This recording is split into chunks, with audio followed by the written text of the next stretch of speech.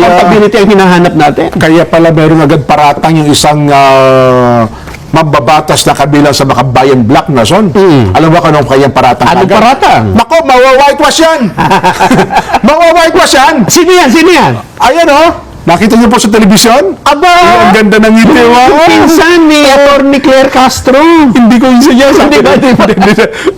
Magagalit sa atin sa ating Ano sabi? Ano sabi ni Sabi niya, nako, pinaalalahanan daw po nitong si Kong France, si Ombudsman Samuel Martires na nakabantay ang maraming tao. Ba? At kung paano niya hahawakan ng reklamong korupsyon laban daw po kay Vice Presidente Sara Duterte.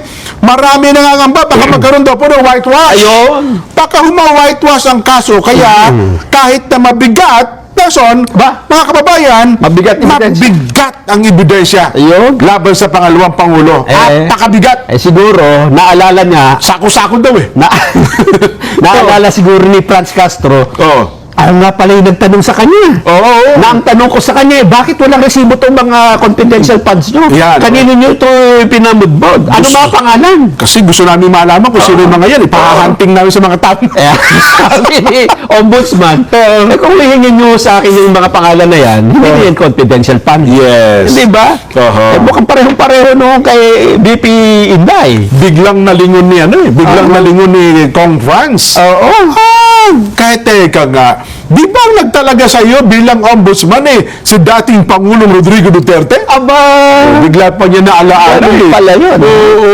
Talaga na ibig sabihin bang ganun kung sino nag-appoint ay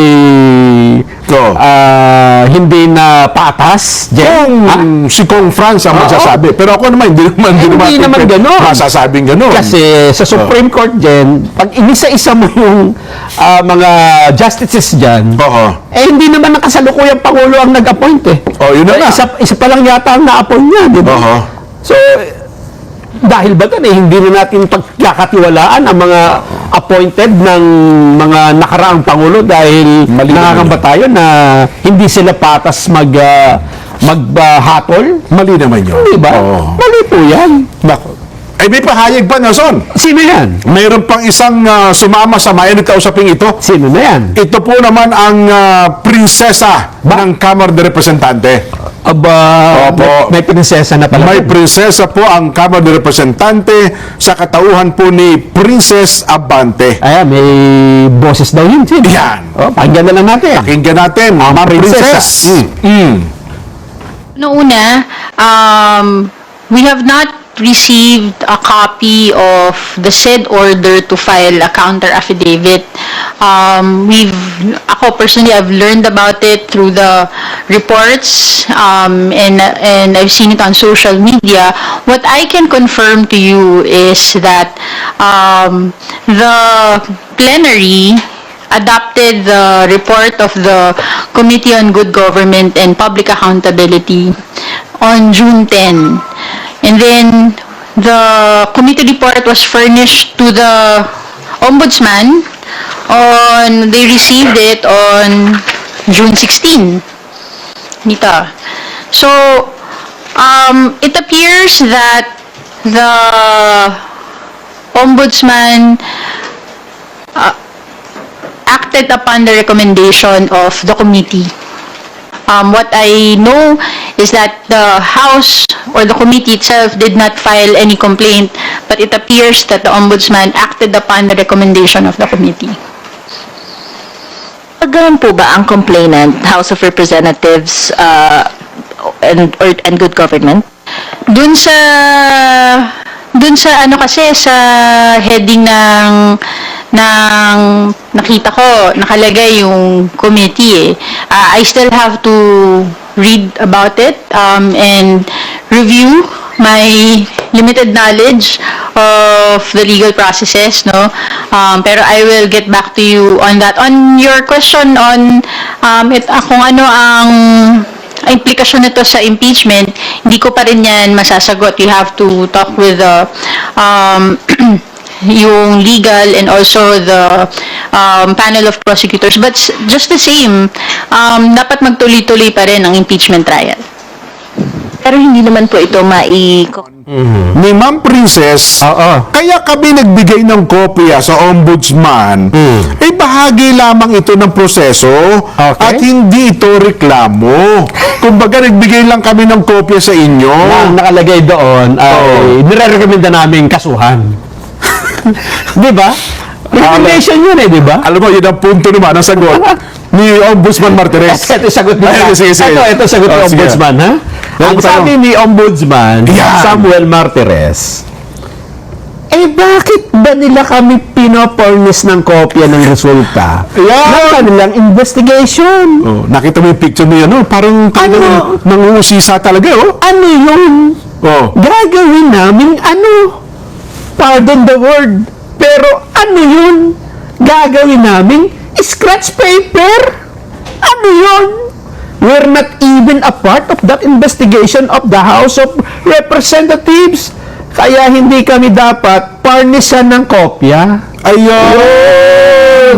Kaya pala, yung sabihin, kung ako pala titingin doon, dapat pala, hindi mo na pinadala ng ombudsman. Hindi na. Oo. Hindi nga. Hindi mo padadalhan. Unless nga, gusto mo ang ombudsman, aktuhan yung, di ba? Kasi ang ombudsman, meron yung motu proprio Power, yes, oo. na kahit mo nagpapail eh. Kaya sabi ko nga, napanaginipan lang ni Ombudsman Martinez, pwede niya gawin eh. Ang problema, binigyan mo ng dokumento, may mga Oo. ebidensya pa. Oo. Anong gagawin nyo naman nila doon, di ba? Sabi na, bakit may ganito rito? Hindi, dapat daw Diba? ginawa ni Ombudsman doon, dapat tinupuan mo lang yan. Hindi mo yan, ginala, tinanggap mo lang. Sasabihin ni siguro niya, nagbayad ba kayo ng parking fee? Ayun lang. Eh kasi bahagi lang daw pala ng ano yun eh. Impeachment process, yun yung report na yun, binibigyan lang ng kopya ang ombudsman. Kaya lang, tama naman yung ginawa ni Ombudsman Martinez, Oo. di ba? For, ito eh, public, ano tawag doon? Interest eh. Oo. Public interest. Kasi ang sigaw nila, public accountability. Accountability. Ang gagawa talaga niyan, Ombudsman. Kaya pala sabi ni Ombudsman Martinez, Oo. ni Uncle Sam, Yes. parang naguguluhan ang tagapagsalita ng Kamara dahil malinaw sa dokumento ang mga aligasyong sinampal laban kay BP Duterte, ilang opisyal ng OBP at ng DepEd. No, nag-hire na niya kayo na ngayon. Eh, paraan niyang malilito. Kinukumpirma naman ng ombudsman na itutuloy po nila ang investigasyon. Ayun. Pero, sabi naman ng Kamara, sapat na panahon para sumagot daw po sakaling magsubite ng counter affidavit si Duterte, iba pang respondent, kung hindi, makikipagtulungan ng komite, posible silang maharap daw po sa contempt. Pero ito na siya, aywan ko, nakahapon pinapanood ko yung press ko ni Kong Joel Chua. Tinignan niya sa isang positibong aspeto. Sabi niya, kaya siguro umakto ang ombudsman kasi para sa kanya, baka di nakita rin anyang matibay na ebidensya. Ayun nga, yun yung sinasabi natin. Diba? Tama siguro. Ako si Kong Joel, tama naman, matibay naman ang ebidensya natin. Di tama din yung gagawin ng ombudsman. Nervyoso lang si Franz Castro. Yun na nga. Kasi naka-enkwentro na niya si Ombudsman eh. On the same issue na confidential Confidential fund. fund. At sa tingin niya, mukhang para kay Franz Castro, lahat ng intelligence fund dapat may resibo, may pangalan ng totoong tao kung ano yung binigay.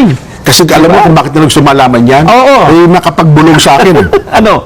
Ang motibo, kasi gusto nilang malaman ang punteriya ng intelligence fund ay sawatain yung grupo nila. Ayun nga. So kung malalaman kung sino yung mga yan, Mas matindi yung intelligence nila. yun ang ano. Ay, sa loob kasi ang balita ko, ewan ko kung totoo ito, sa baba, kung kumpirmen, sa loob ng halos hindi 4, 4 na taon, ng panunungkulan ng Duterte administration, walang nangyaring recruitment po ang mga taong labas. Nalagas nga. Wala hong naging recruitment, kaya galit na galit po ang mga taong ito. Kaya parang, ngayon na ang aming pagkakataon. Sabi naman ni Ombudsman, yan ang akala mo.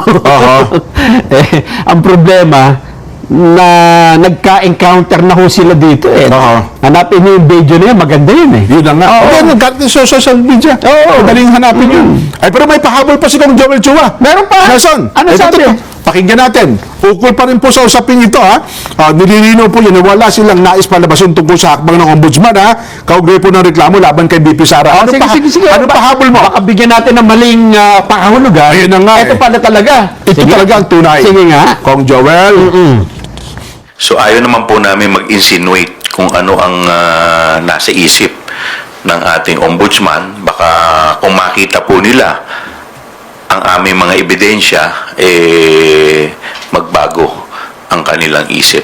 But the mere fact na inadapt nila yung aming committee report nang hindi pa man din naka-attach dun yung mga ebidensya, ibig sabihin po nun, malamang nakikita po nila, meron na pong probable cause. Ayun naman pala. Ayun tama. Di ba?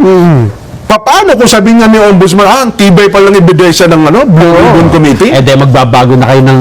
Oo, hindi kakainin yung lahat ng mga sinabi. Lalo, sasabihin niyo pag whitewash, whitewash? Di ba? Gusto mo, paliguan kita. Pero teka lang, ang tanong ko lang doon, ewan ko ano ba ito? Sinabi ng Ombudsman, guilty. Oo.